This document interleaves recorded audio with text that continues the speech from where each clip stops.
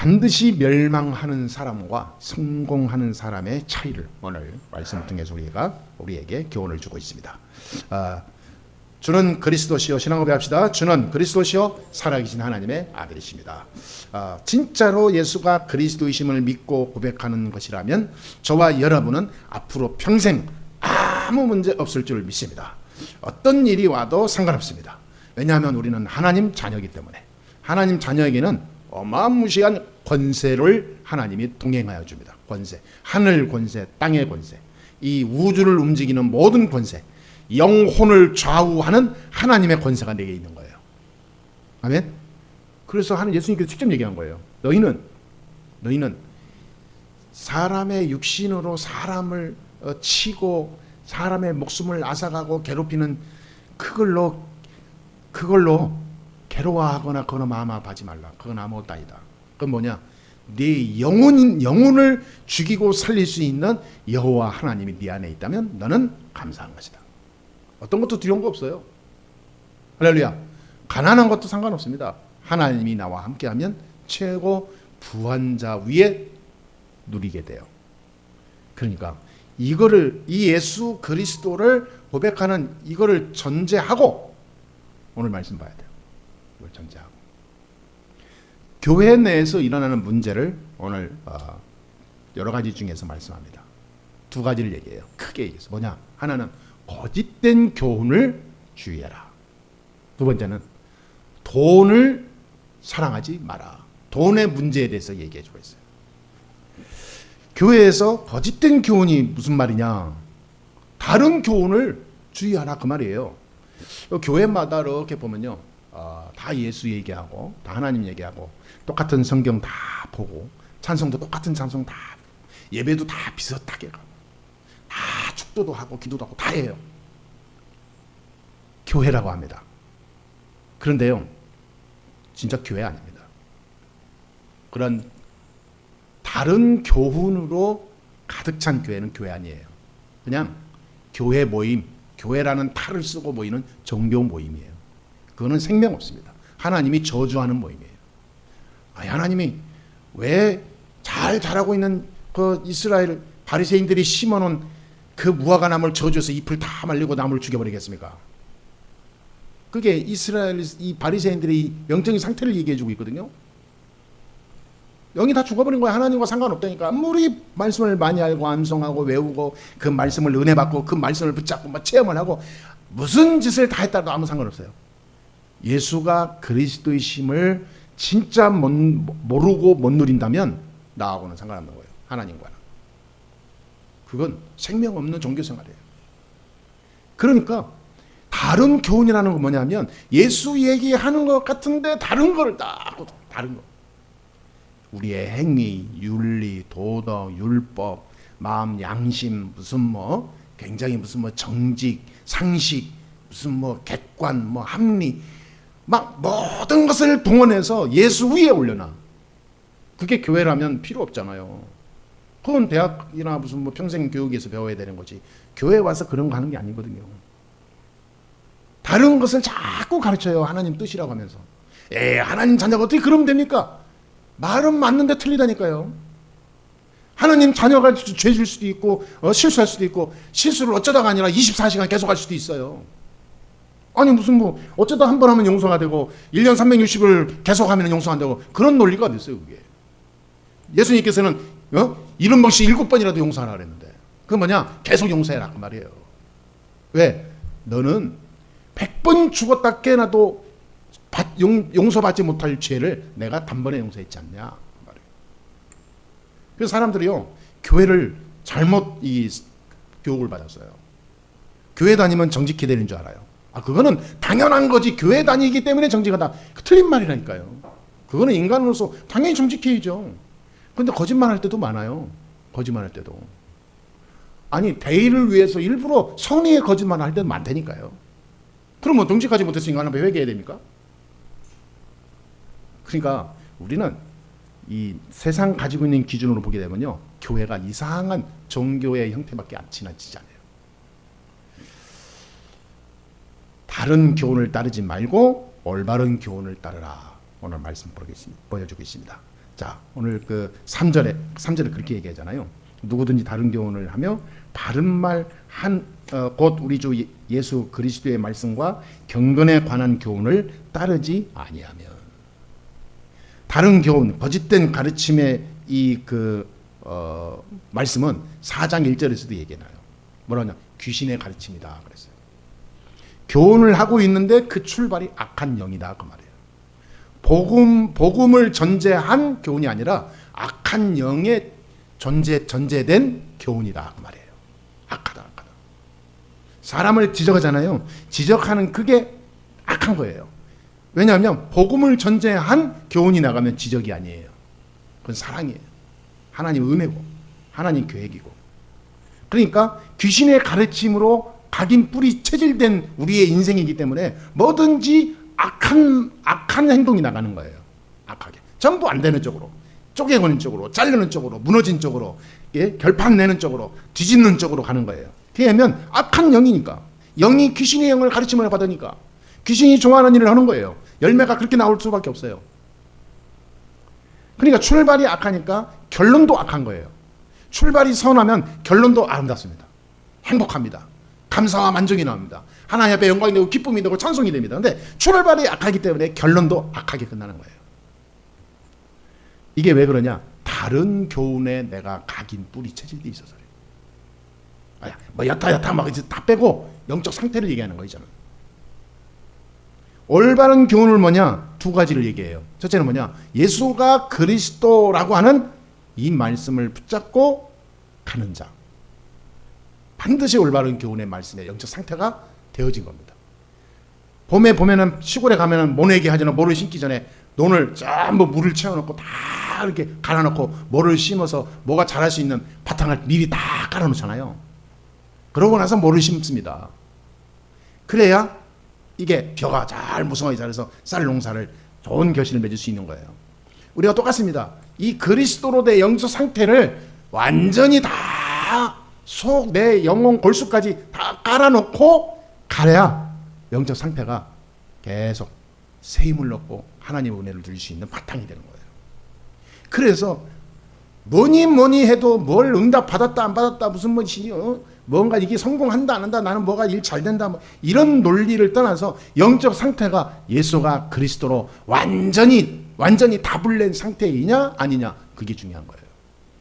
그것이 그래야 그것이 열매가 어떻게 오냐 결판나기 때문에 출발은 몰라요.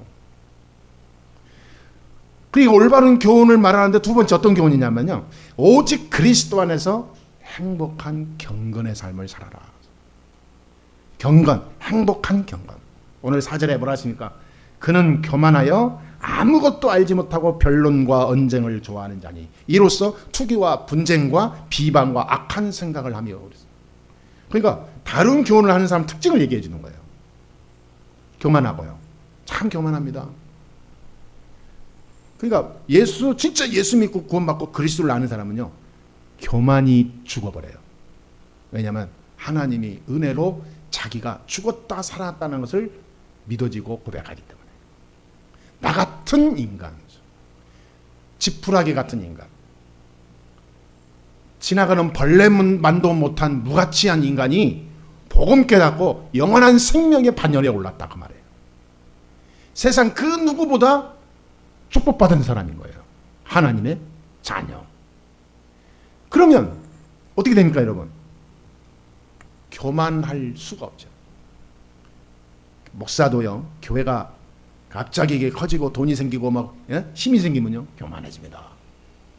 그게 교만은 패망의 선봉이라고 그랬어요. 여러분 혹시 내가 하나님 앞에서 교만하지는 않습니까? 교만. 바른 교훈을 따르지 아니하는 게 교만이다 그 말이에요. 뭔가 무슨 이게 안이하게 살고 모렴치하게 사는 게 그게 교만이 아니라 바른 교훈을 따르지 않고 다른 교훈을 붙잡고 자기 세계에 갇혀 있는 자가 교만한 자예요. 왜 말씀을 안 따릅니까? 예배를 드려도 말씀을 못 붙잡아요. 왜냐? 영혼이 교만한 상태이기 때문에. 그 교만은 누가 주냐? 마귀가 갖다 주는 거예요. 마귀가. 눈에 안 보이게. 그래서 너 속에 네가 가진 거 많잖아. 너 혼자 뭐든지 할 수 있어. 너는 어디든지 할 수 있어. 그래서 어떤 사람은 교회 안 오는데 왜 오냐면 나는 어디서든지 예배 드릴 수 있는데 꼭 교회 가야 돼요. 그러는 거예요. 교만한 거예요. 영혼이 이미 교만의 마귀가 들어간 거예요. 교만 마귀가. 한 번 잡히면요 못 빠져나가요. 망할 때까지 못 빠져나가요. 그러니까 오늘 말씀 보니까 변론과 언쟁을 좋아하는 자니 이로써 투기와 분쟁과 비방과 악한 생각이 나며 선한 생각을 할 수가 없어요. 복음 생각, 말씀 생각, 주님 생각, 하나님 계획 생각, 사람 살리는 생각, 하나님 합력과 선을 이루는 생각, 전도하는 생각, 생명 살리는 생각 안 나요. 날 수가 없어. 사단에게 잡혀있기 때문에. 근데 사단에게 내가 잡힌지도 몰라. 교만하기 때문에. 그 교만은 누가 준다 그랬어요? 마귀가. 그러니까 사단과 내가 일심동체가 됐기 때문에 같이 돌아. 사단과 일심동체되면 큰일 납니다. 방송으로 예배하는 하나님의 사람들 명심하고 집중하고 해야 돼요. 지금 이 시간. 자, 그렇기 때문에 오늘 말씀에도 철저하게 얘기하고 있는 거예요. 교회 내에 이 지금 예수 믿는 사람 얘기하고 있는 거예요. 지금 교만해서 말씀을 교만하기 때문에 자기 생각으로 육신적으로 생각한다니까. 자기 이익을 위하여. 5절에 또 얘기해요. 거짓 신앙을 버려라. 그래서 거짓 신앙. 마음이 부패하여 지고 진리를 잃어버려 경건을 이익의 방도로 생각하는 자들의 다툼이 일어났느니라. 그러니까 경건을 이익의 도구로 사용하여 예수 믿는 일을 이익의 도구로 산다. 자기 인생의 도구로. 그러니까 어쩔 수 없이 예배 드리고 하나님 안에 살아야 좋은 거는 알아가지고 어쩔 수 없이 예배 드리는 흉내와 말씀 보는 흉내와 기도하는 흉내와 믿는 자의 흉내를 낼 뿐이지 그 안에 생명의 능력은 없는 거예요. 생명의 능력을 체험할 수 있는, 가질 수 있는, 확인할 수 있는 소스를 많이 주는데 내 속에 교만하여서 다 발로 차버리는 거예요. 거의 그렇습니다. 그래서 참 지난번에 제가 그런 걸 느꼈어요. 내가 잘 모르는 사람인데 나한테 연락이 왔어요. 전화를 안 받아버렸죠. 왜냐하면 그 사람에 대한 이 감정이 내가 안 좋았어요.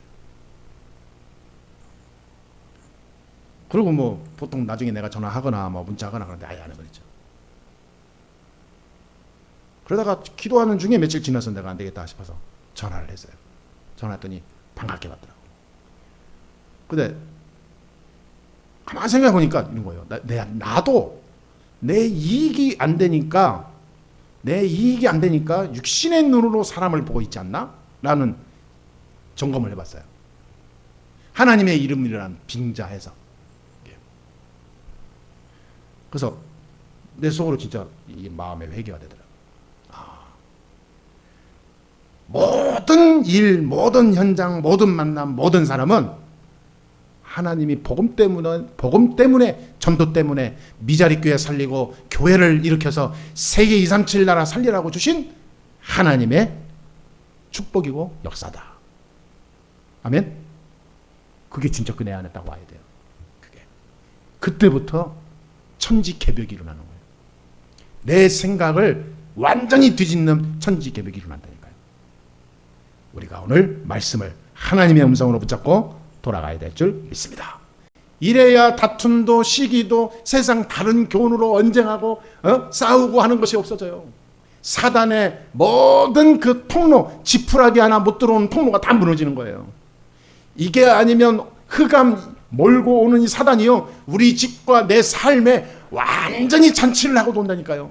나는 그 속에 한쪽에 쪼그려 앉아서 겨우 목말라서 물 한 모금 먹으면서 생명 유지하듯이 살고, 사단이 내 인생의 주역이 돼서 잔치를 하면서 간다니까. 그러면 안 되죠.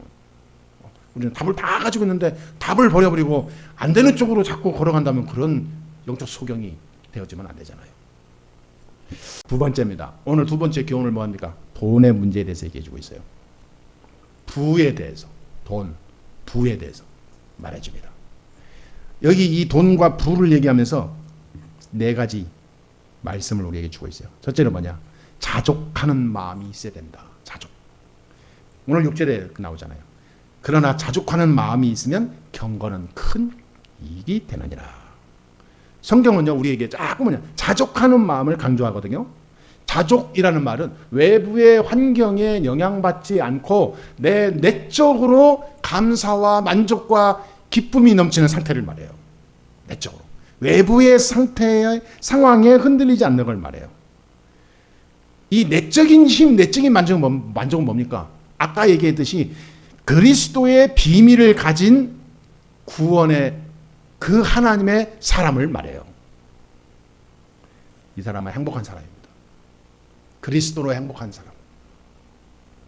그리스도 안에 그리스도로, 그리스도 때문에 그리스도의 이름으로 변화된 나를 바라볼 때 24 감사가 나오는 거예요. 행복이 나오는 거예요. 우리가 먹을 것과 입을 것이 있은즉 족한 줄로 알라. 그랬어요, 오늘 말씀에. 그러니까 이걸로 나 감사하다 그 말이에요. 먹을 거 입을 거 있으니 얼마나 감사하냐. 족하다 그 말이에요. 세상에 더 필요한 게 뭐가 있겠냐. 그거면 끝났지. 빌립보서 4장 11절 13절에 바울은 여기 이렇게 얘기해요. 내가 궁핍함으로 말하는 것이 아니다. 나는 어떠한 형편이든지 배고프든지 아니면 내가 무슨 많이 배웠든지 배부르든지 나는 어떤 비천에 처했든지 풍부에 처했든지 간에 일체에 자족하는 것을 배웠다. 아멘. 예, 자족하는 법을 완전히 뿌리내리시게 되길 바랍니다. 자족하는 법을 배워야 돼요. 바울은 진짜 자족하는 것을 배웠어요.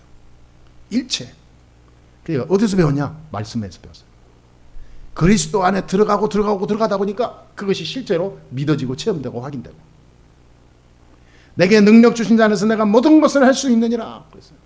풍부에 처하기도 하고 궁핍에 처하기도 하면서 나는 일체에 자족하는 것을 배웠다. 풍부하다고 해서 그 풍부함이 내게 만족의 조건이 되는 게 아니다. 풍부한 것은 하나님이 풍부하게 잠시 주셔서 풍부함을 가지고 풍부한 복음 운동을 위해 쓰라고 주신 것이지 그게 나의 자족하는 내가 만족하고 기뻐하는 조건은 1%도 아니다. 그건 내게 아니기 때문에. 왜? 그거 있다가도 없어지면 하나도 없게 되는 알몸덩어리가 될 수도 있는 나니까. 세상은 돌고 도는 거기 때문에 돈을 많이 가지고 있어서 행복한 게 아니라 돈 하나도 없어도 행복한 사람도 있고 그러거든요. 이 영적 상태가 중요한 거예요. 그렇게 자족의 능력은 누구 안에 있습니까? 그리스도 안에 있습니다. 절대 세상에 없습니다. 예수 그리스도 안에 자족하는 비밀이 있어요. 복음을 알면 알수록 자족이 돼요. 복음을 누리면 누릴수록 만족이 됩니다. 그리스도 안에서. 반드시 그렇습니다. 그리스도 안에서. 그리스도의 이름으로 복음의 능력으로 자족이 되는 거예요. 그래서 복음 안에 들어와라. 자꾸 복음으로 살아라. 오직 복음만 누려라. 이 말은 뭐냐면 그리스도 안에서 자족을 배워라. 그 말이에요. 다른 말로 말하면. 그리스도 안에서 자족하지 못하니까 세상 것 때문에 미움과 싸움과 다툼과 실망과 절망과 낭만과 교만과 좌절과 많은 이런 것이 자꾸 사람이 영혼과 마음 생각이 왔다 갔다 하고 상처 입는 거예요. 자족은 그렇지 않습니다. 하나님이 주시는 영적인 힘이기 때문에 그 어떤 것도 비교가 안 됩니다. 그 비밀이 그리스도입니다. 두 번째 자족은 뭐냐? 우리 인생의 근본과 결과를 전체를 보고 가라 그 말이에요. 우리 인생의 모든 근본 또 우리 인생의 마지막 그런 결과를 봤을 때 우리는 어떻게 걸어가야 되냐? 전체를 보고 걸어가라. 우리의 생각도 전체를 보고 해라. 내 앞에 있는 눈앞에 당면에 있는 그거 보고 생각하고 판단하고 하지 말고 내 인생 전체를 보고 가라 그 말이에요. 그러면 하나님의 계획이 정확히 보인다 그 말이죠. 오늘 7절에 뭐라고 했습니까? 우리가 세상에 아무것도 가지고 온 것이 없음에 또한 아무것도 가지고 가지 못하리니 그랬어요. 우리가 세상에 올 때 아무것도 안 가지고 태어났잖아요. 갈 때도 아무것도 안 가지고 갑니다. 이 세상에 잠시 내가 가지고 사는 것은 잠시 있을 뿐이다 그 말이에요.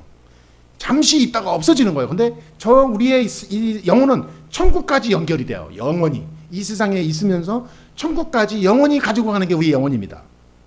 우리의 영원히 지속될 영혼을 위해서 살아야지 잠시 있다가 없어질 세상 거 가지고 지고 가려 하지 마라 그 말이에요. 그러니까 우리 인생 전체를 보고 가라 그 말이에요.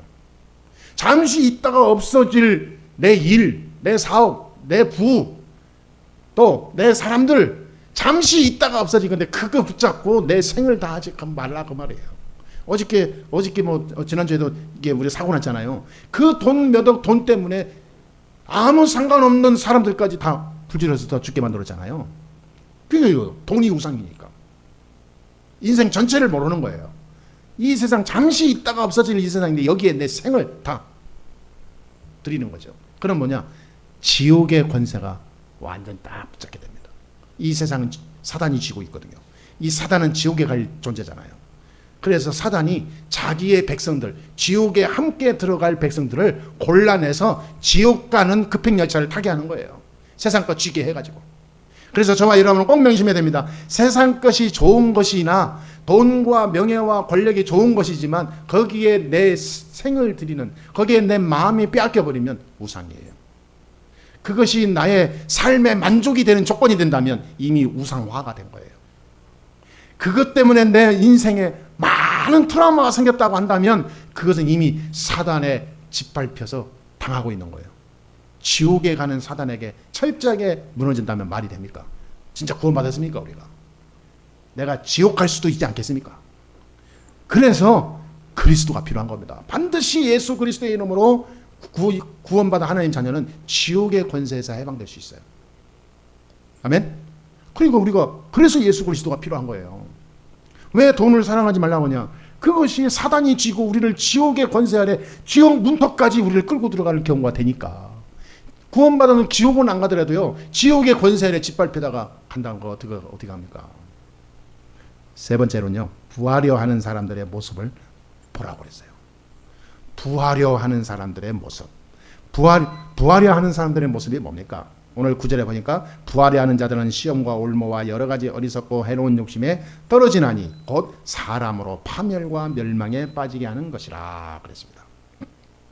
부 자체는 죄가 아니잖아요. 그러나 부하려 하는 것은 부를 자신의 생의 방향으로 삼았다는 뜻이기 때문에 큰 문제가 옵니다. 돈이 나쁜 건 아니잖아요. 필요는 얼마나 좋은 겁니까? 근데 돈을 위한 인생의 방향을 맞추고 간다면 이미 영혼이 병들어지는 길에 들어서는 거다 그 말이에요. 돈이 필요하지만 별로 내가 필요할 이유를 갖지 말아야 됩니다.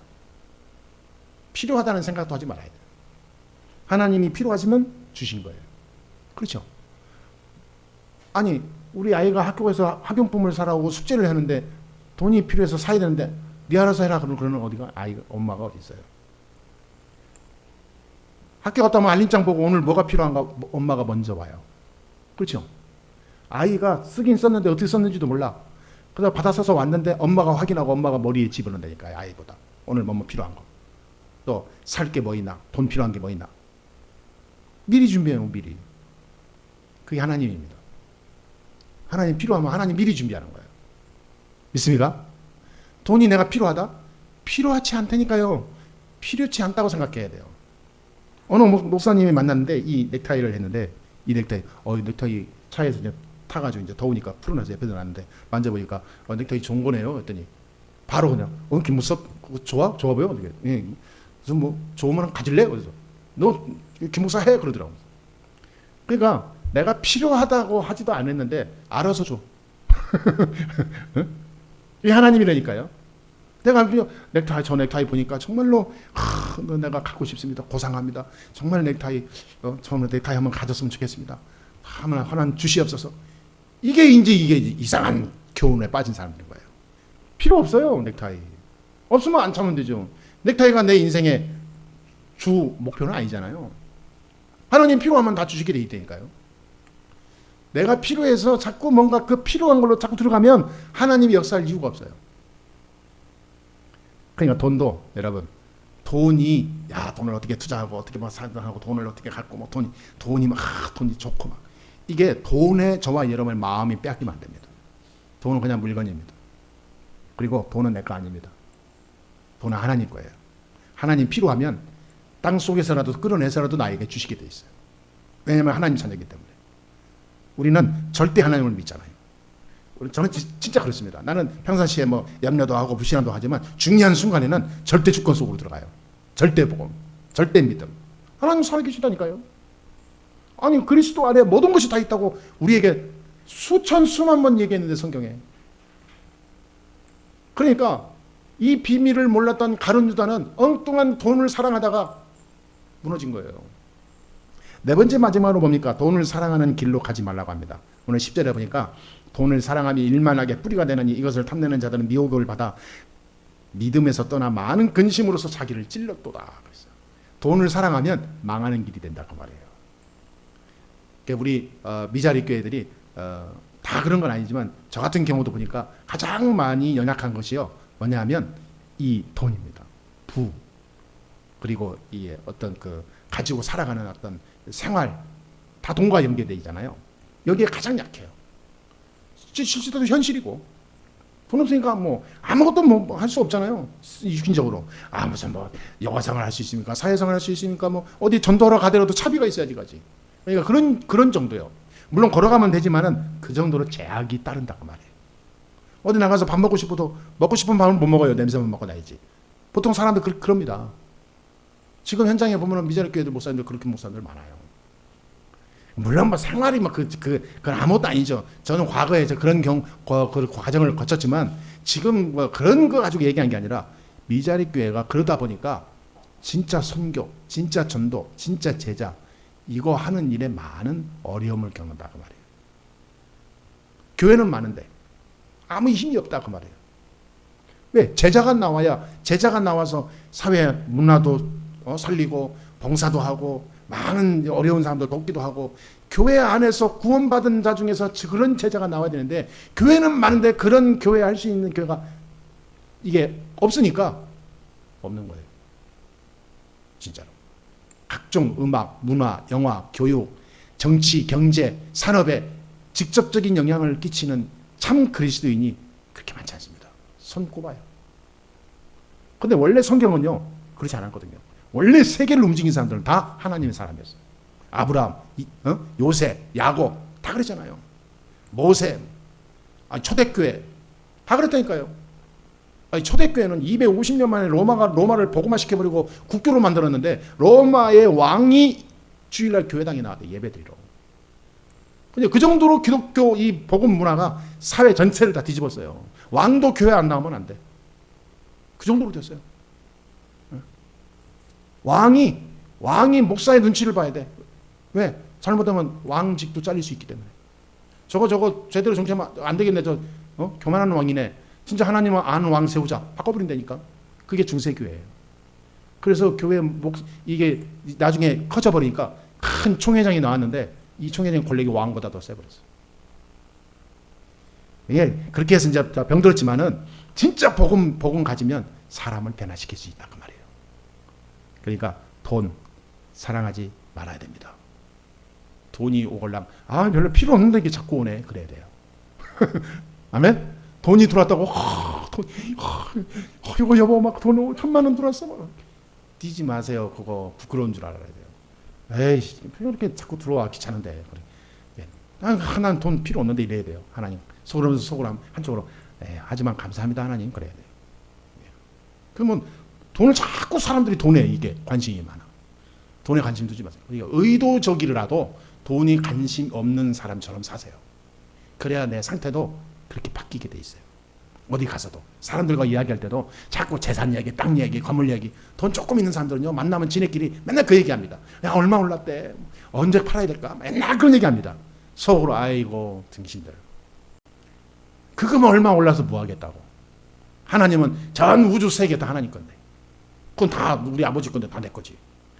그거 좀 몇 평 가지고 있다고.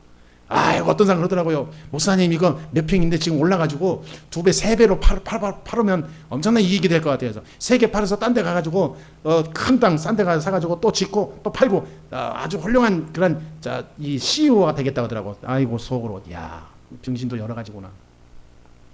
CEO 역할을 하는데 CEO. 하나님이 주신 거 감사함으로 할까요? 벌써 머리가 돌아가. 그 돈을 어떻게 불릴까? 이 생각만 해요. 진짜 교회를 내가 어떻게 살릴까? 진짜 어려운 교회 목회자들, 기도하는 목회자, 중심 가지고 있는 진실한 목회자를 내가 어떻게 서포트하면서 갈 수 있는 종이 될까? 바울은 맨날 그 고민했다니까요. 바울은 감옥에 있어도요 제자들을 자기 후배들이잖아요. 제자이며 후배들이에요. 요 사람들을 신학하고 목사 안수하고 할 후대들인데 이들을 자꾸 감옥 안에 면회오게 불러가지고 계속 메시지 주는 거예요. 기도해주고 메시지 주고. 오늘 이 디모데 전서도 에베소 교회에 이 바울이 디모데에게 전달한 메시지에 간곡히 부탁하는 거예요. 바른 교훈을 주의해라. 오직 그리스도 안에 있기만 하면 된다. 목사가 돈 사랑하면 안 된다. 성도들이 돈에 빠지면 안 된다. 자꾸 다툼이 난다. 돈은 일만 악의 뿌리다. 돈은 하나님 손에 있기 때문에 하나님만 바라봐라. 아니, 나는 바울 사회를 보면서요, 충격을 받은 게 참 많아요. 바울은 제자들을 그냥 제자로 양육하고 보낸 게 아니라 그들이 교회를 완전히 살려서 한 지역, 한 나라를 책임질 정도로 바울은 서포트했어요. 그래서 초대교회 대표적인 교회들이 전부 다 뭐냐면 바울을 통해서 세워지고 바울을 통해서 세워진 목사들의 목회였어요. 그게. 그들이 나중에 초대교회 대표적인 교회로 서서 전 유럽을 다 강타한 거예요. 자, 그걸 보면서 저는요, 마음에 당겨지더라고요. 하나님, 아무것도 힘도 없고 사람들이 볼 때는 비웃을지 모르지만 그리스도의 비밀을 가진 세계복음화의 언약을 가지고 진짜 교회를 살려서 지역 죽어가는 자를 살리고 사단을 꺾고 하나님 나라 세울 교회들을 세우고 살릴 수 있는 모델적인 교회로 목사로 하나님 나를 인도하여 주옵소서. 마음에 당겨지더라니까요. 내가 어찌 감히 바울을 따라하겠습니까? 그러나 바울을 통해서 나는 마음에는 당겨집니다. 수준이 어찌 내가 바울을 내가 논하겠습니까? 그러나 바울의 그 인생을 보면서 하나님의 능력을 내가 붙잡고 갑니다. 아니, 사람들은 관심이 없다니까요. 자기 교회, 자기 집, 자기 일, 돈 많이 벌어서 땅 사고 집 사고 뭐 별장 사고 무슨 차 뭘로 바꾸고 이런 데는 관심이 다 있는데 진짜 하나님이 원하시는 현장, 죽어가는 현장, 교회, 세계 선교, 진짜 하나님의 계획 관심 없어요. 관심 있는 척하는 거지. 왜? 설교도 그렇게 하니까. 설교도 해야 선교하자 해야 성경법 나오니까 설교하는 거예요. 미자리교 살리자. 그래야 미자교회 무슨 선한 목사 같이 보이니까 그렇게 하는 거예요. 나는 큰 교회들 많습니다. 말은 얼마나 잘하는지 몰라요. 뒤에서는 전혀, 그 속에서는 전혀 그리스도의 생명이 없어요. 있는 것처럼 온 성도들이 다 속아. 참 바보 같죠. 나는 그래서 지금도 나는 늘 감사하면서 하는 게 뭐냐면 그리스도로 모든 것을 다 끝낼 수 있는 답을 얻어라. 예수가 그리스도면 다 끝났다. 이거 말하지 않고 자꾸 다른 거 강조하는 교회 목사는 다 가짜다. 나중에 보세요. 잘 몰라요. 결말이 무섭습니다. 반드시 그래요. 반드시 멸망하는 사람은요, 복음 아닌 다른 걸로 만족을 해요. 자꾸 다른 거. 자꾸 자기 명예, 자기 도전, 자기 어떤 사명을 자꾸 내가요. 어떤 무슨 어떤 목사는 자기가 무슨 엘리사 엘리야 에레미야 같이 표현하면서 저 경복궁까지 정복하고 그러잖아요. 한 번도 복음 얘기는 안 해요. 그냥 자기는 에레미야 같은 엘리사 같은 선지자라는 거예요. 사람들 다 은혜 받습니다. 지난주에 제 친구를 만났어요. 옛날 친구. 그 사람 팬이야. 나는 우리나라에서 저런 목사님 나온 거 지금 내가 살고 와서 처음이다 라는 거예요. 그래가지고 그러냐? 할 말이 없더라고. 그래서 이렇게 사람들이 병들었구나. 모태 신앙인 그 집사의 입에서 이렇게 훌륭한 목사는 처음 봤다. 그런데 놀라운 거 있죠. 내가 백날 첫날 얘기하는 예수가 그리스도야. 인간의 모든 문제는 창세기 3장 3가지에서 왔어. 그거 해결받지 않으면 어떤 것도 소용없게 돼. 사단의 밥이야. 그래서 그리스도가 내 안에 오신 거야. 인간의 모든 문제 해결이 그리스도야. 얘기하잖아요. 눈 감고 자요. 듣는 순간 나가. 기억에도 없어. 내가 뭐라고 그랬지? 그러니까 네가 뭐는 항상 좋은 말이지 뭐. 네, 항상 좋은 말이래. 기가 차요. 그게 우리나라의 현재 지금 한국교회와 세계교회의 영적 실태입니다. 그래서 사단이 완전 놀이터예요. 이 땅이. 그래서 복음 가진 교회 한 교회가 얼마나 중요한 줄 모르면 큰일 나요. 복음 가진 저와 여러분 한 명이 얼마나 중요한지 모른다면 큰일 난다니까. 맞습니까? 그만큼 중요한 거예요. 우리가 한 가정, 한 개인, 내가 사는 정도가 아니요, 모든 사람, 모든 현장, 내 지인, 내 주위에 있는 사람 다 살려내는 하나님의 언약 속에 있는 거예요. 가만히 있기만 해도 다 살게 돼 있어요. 안 된다 하는 것은 사단이 주는 목소리예요. 그냥 안 된다, 힘들다, 사단에 주는 목소리라니까. 우리는 하나님의 음성 들어야 돼요. 반드시 멸망하는 자들은 반대로 가요. 항상 그리스도 외에 다른 거 없잖아. 근데 진짜 성공한 사람은요, 오직 예수, 복음만에 다 있구나. 감사합니다 하나님. 내가 복음만 해서 하나님 것으로만 만족하고 기뻐하고 자족하는 사람 되게 주옵소서. 그리스도 안에서 행복하게 주옵소서. 모든 것이 하나님의 은혜임을 누리게 주옵소서. 이게 성공하는 사람 특징이에요. 우리 교회는 하나님이 중요한 시대에 중요한 축복 속에 하나님 우리를 세우셨습니다. 사도행전 20장 33절에서도 내가 아무의 은이나 금이나 의복을 탐함하지 아니하였고 그랬습니다. 바울이 한 얘기예요. 바울은 어떤 것도 탐하지 않았다. 거짓 교훈, 탐욕, 돈, 부, 명예, 권력 탐하지 않았다 그 말이에요. 나는 하나님의 자녀로서 그리스도의 일꾼으로서 오직 그 일에만 사명 다하도록 24 집중했다 그 말이에요. 이 축복을 온전히 누리시면서 나의 것으로 하나님의 축복이 나를 통해서 역사되고 증명되고 확인되는 그런 인생이 오늘부터 온전히 시작되게 될 줄 믿습니다. 오늘부터 우리의 모든 영적 상태와 삶이 치유된 정도가 아니라 다른 사람을 살리고도 남는 영적 권세가 넘쳐나게 되기를 그리스도 예수의 이름으로 축복합니다. 기도합니다. 하나님 감사합니다. 오늘도 하나님이 함께 하시고 인도하여 주시니 감사합니다. 성령으로 시간 역사해 주옵소서. 모든 교회, 모든 목회자 살리는 주역이 되게 해 주시옵시며 모든 사람, 모든 가정 살리는 주의 백성들이 되게 해 주시옵시며 나의 하는 일을 통하여 내가 가지고 가는 모든 삶과 그 삶의 열매를 통하여 내가 가지고 있는 물질과 내 기능을 통하여 하나님의 일을 감당하고도 남는 하늘의 축복이 임하는 역사가 있게 해 주옵소서. 오늘도 하나님께 감사드리며 우리 주 예수 그리스도의 이름으로 기도합나이다. 아멘.